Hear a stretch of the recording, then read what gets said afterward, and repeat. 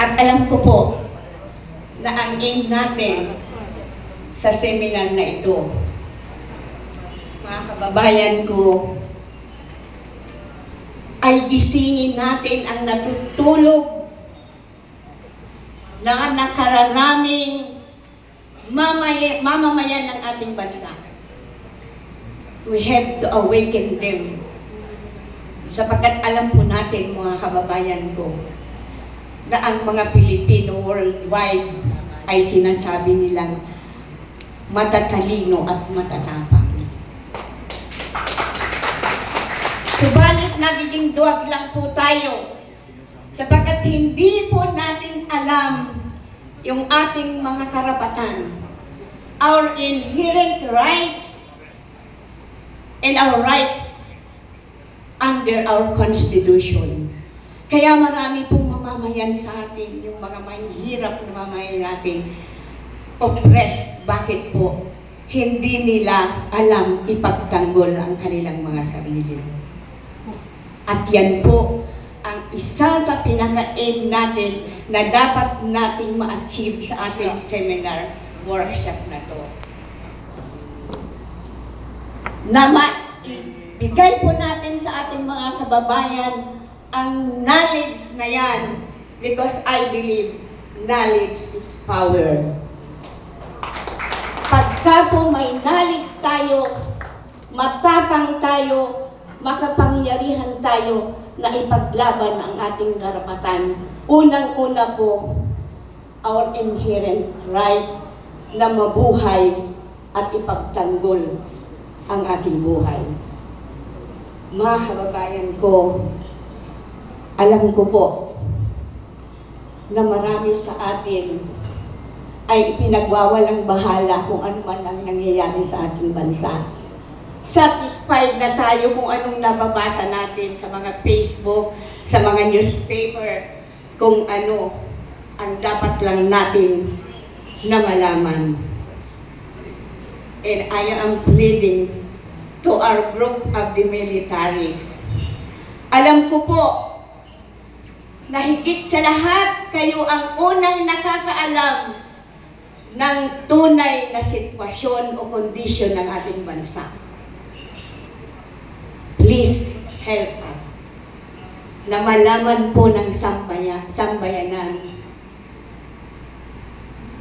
the right narrative of what is happening in our country. Yun lang po ang maaaring makapagpalakas ng loob, makapagbigay po ng pagnanais sa ating mga kababayan na magising sa katotohanan, hindi na po maganda ang ating sitwasyon. And my fellow Filipinos,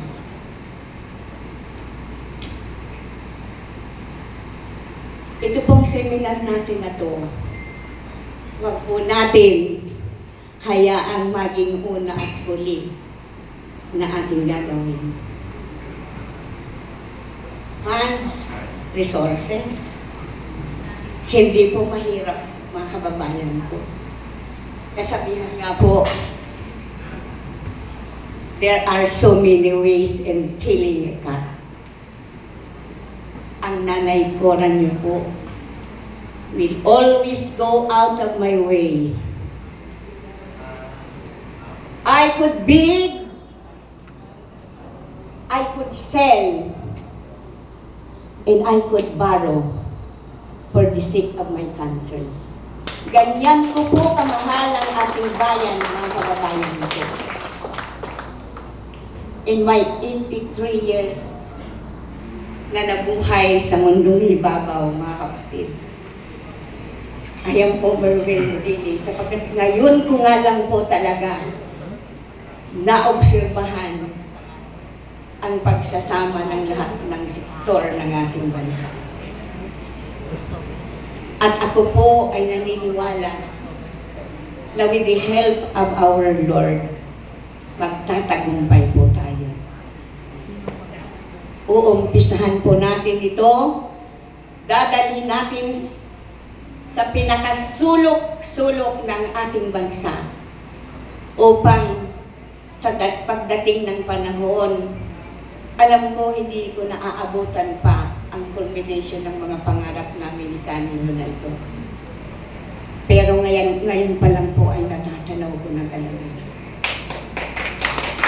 I could foresee the future of our country to be the greatest country in this world.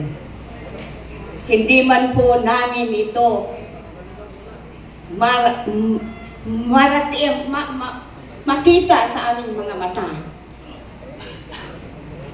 We are assured now, mga kababayan ko, na the next generation, to further generation ng ating bansa, ay mamumuhay ng maligaya, nagkakaisa, payapa sa ilalim ng soberenya ng ating bansa.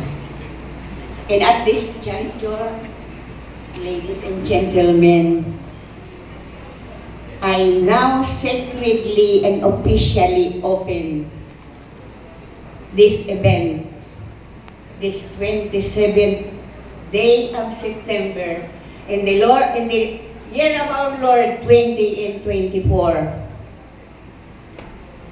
at Aberdeen Court or Hotel, Quezon City, Philippines. Maraming salamat.